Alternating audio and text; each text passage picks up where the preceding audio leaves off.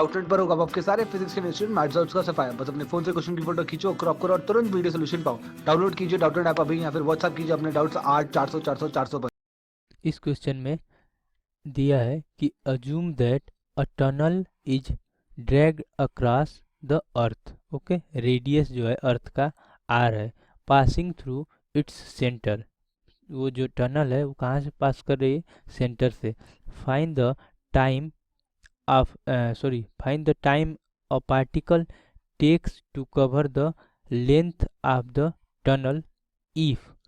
First मतलब जो पूछ रहा है कि it is projected into the tunnel with a speed किससे? अंडर रूट जी आर। ठीक है। बी पार्ट में पूछ रहा है if it release from a height are above the tunnel.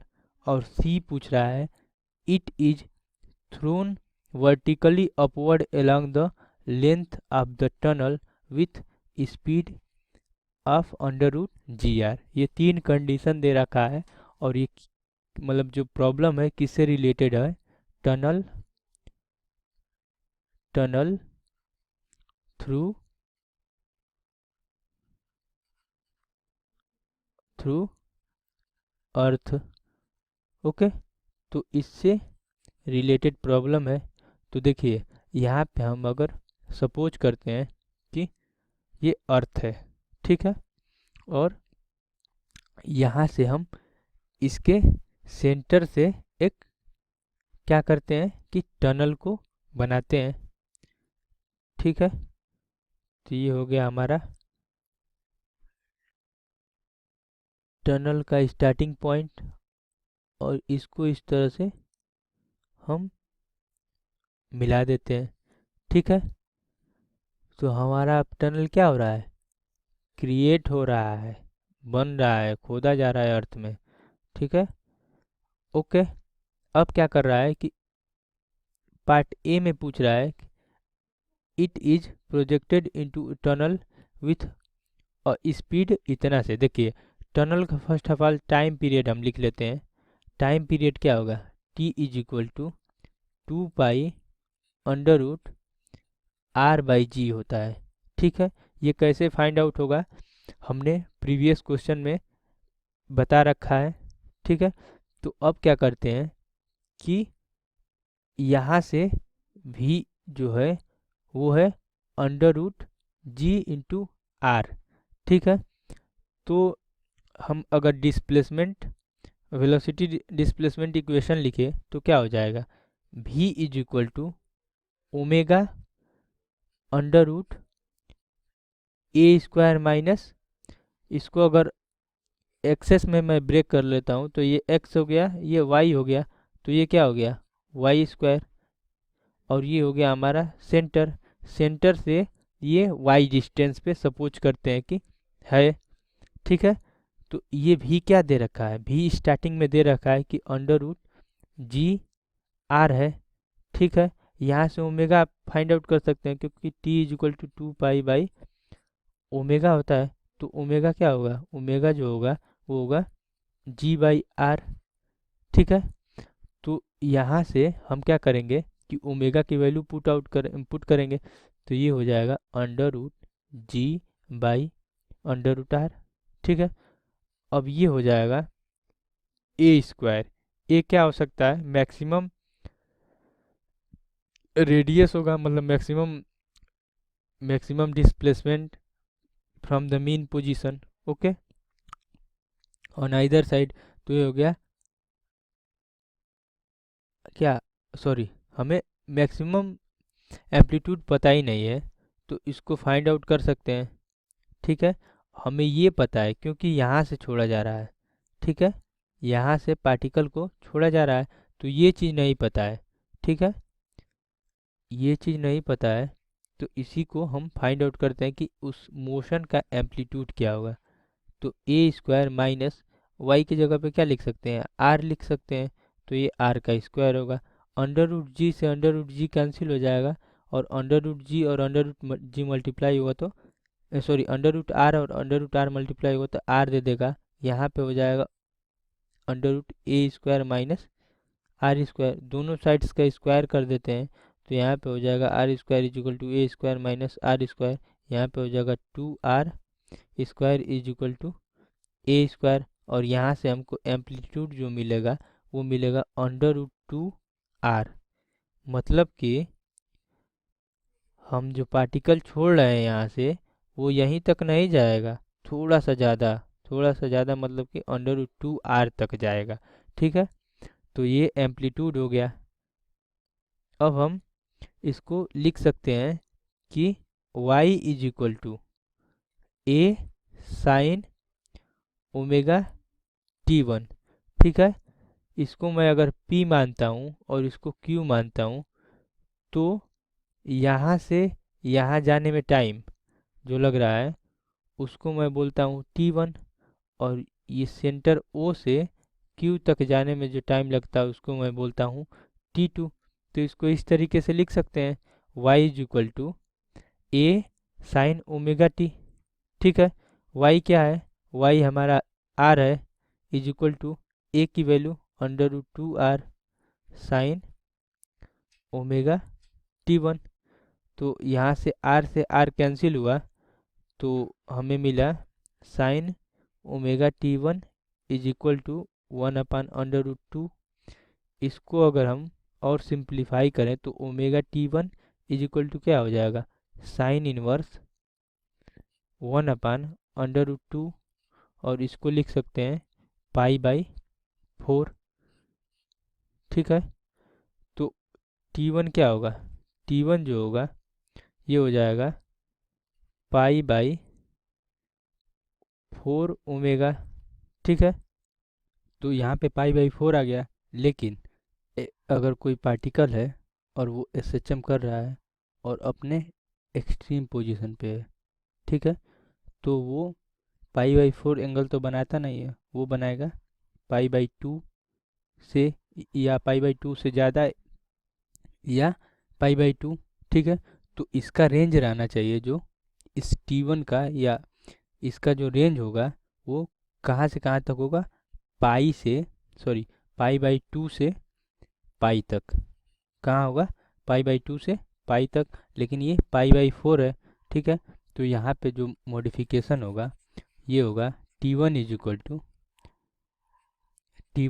To देखिए π/4 जो है किसके रेंज में आएगा, वो आएगा 2, इस रेंज में π/2 से पाई के रेंज में साइन की जो ये वैल्यू है 45 डिग्री, वो आएगी किस पे, 135 पे ना, तो ये हो जाएगा 3π/4।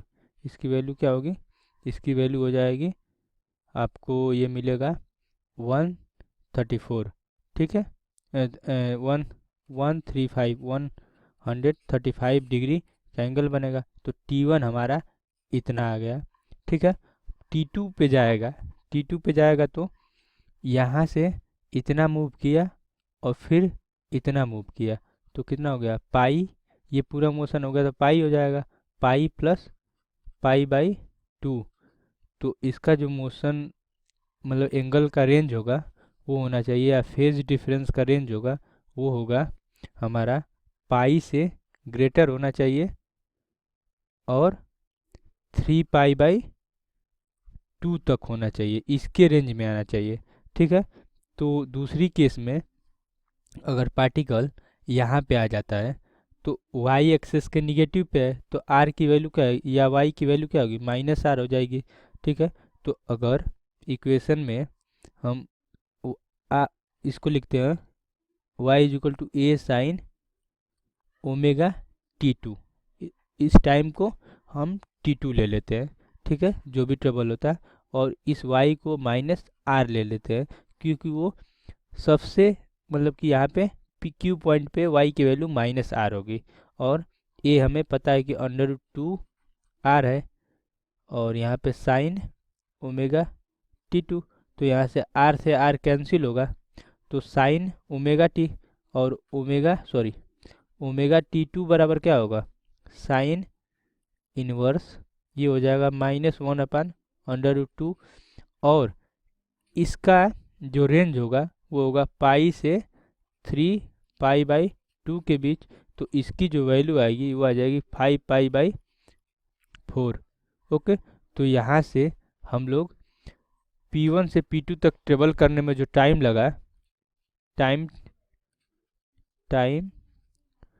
To reach P1 to P2, P1 to Q, तो ये हो जाएगा omega T2 minus omega T1 is equal to, omega T2 की वैल्यू है 5π/4 माइनस ये हो जाएगा 3π/4। ओके, तो यहाँ से हमारा जो वैल्यू आएगा वो आ जाएगा 2π/4 या π/2। यहाँ से T2 माइनस T1 जो होगा ये हो जाएगा π/2 इंटू ओमेगा, और ओमेगा की वैल्यू क्या है, ओमेगा की वैल्यू हो जाएगी G/R। ठीक है, तो यहाँ से मिलेगा हमें time taken by P2Q is equal to π/2 omega, और ये हो जाएगा G/R। ये हमारा फर्स्ट पार्ट का आंसर हो गया। ठीक है, सेकेंड पार्ट में हम देखते हैं कि क्या कह रहा है।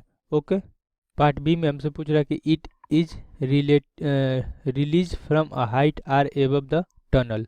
ठीक है, तो टनल के आर डिस्टेंस या आर हाइट ऊपर से पॉइंट को रिलीज किया जा रहा है। सोचो कि ये टनल है ऐसे, तो इसके आर डिस्टेंस ऊपर से इसको रिलीज किया जाता है। तो देखिए चेंज इन बी पार्ट में, चेंज इन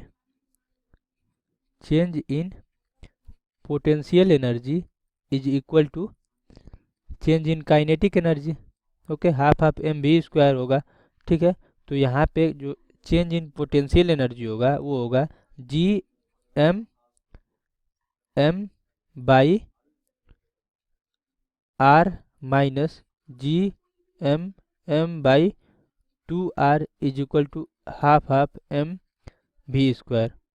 ओके, तो यहाँ से इस m से ये m कैंसिल हो जाएगा और हमें मिलेगा, इसकी वैल्यू क्या होती है, इसकी वैल्यू g होती है। ठीक है, और माइनस इसकी वैल्यू हो जाएगी G/2 is equal to half v²।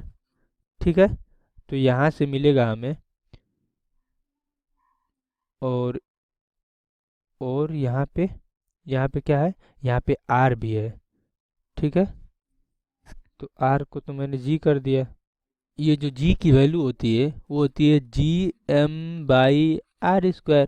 तो r² करने के लिए यहाँ पे r से हमें मल्टीप्लाई भी करना होगा। ओके, तो देखिए यहाँ पे हो जाएगा 2rg minus rg divided by 2 is equal to half v²। Half से हाफ कैंसिल हो गया ये वाला, और यहाँ पे हमें मिल जाएगा v is equal to √rg। Okay, तो ये वेलोसिटी है पॉइंट P पे। तो जब वेलोसिटी पॉइंट P पे gr ही है, क्या है, gr ही है, तो इसका टाइम पीरियड क्या होगा, फर्स्ट केस में जितना टाइम पीरियड था उतना ही टाइम पीरियड सेकेंड केस में भी होगा। तो ये हो जाएगा हमारा सेकेंड केस में भी टाइम पीरियड π/2 √g/r होगा। ओके, थर्ड केस में हम देखते हैं क्या किया जा रहा है कि it is thrown vertically upward along the length of the tunnel with speed √gre। Okay, तो देखिए यहाँ पे सपोज करते हैं कि यहाँ से इसको वर्टिकली छोड़ा जा रहा है अप साइड। ठीक है, स्पीड क्या है यहाँ पे स्पीड है √gre। ठीक है, और जब यहाँ पे जाएगा तो इसकी स्पीड 0 हो जाएगी, फिर इतना ही डिस्टेंस कवर करेगा, तो यहाँ पे इस पॉइंट पे स्पीड क्या हो जाएगी, √gre। तो तीनों केस में हमें टाइम पीरियड कितना मिलेगा, π/2 √g/r। ओके, तो आई थिंक कि समझ में आ गया होगा अच्छे से। Thank you.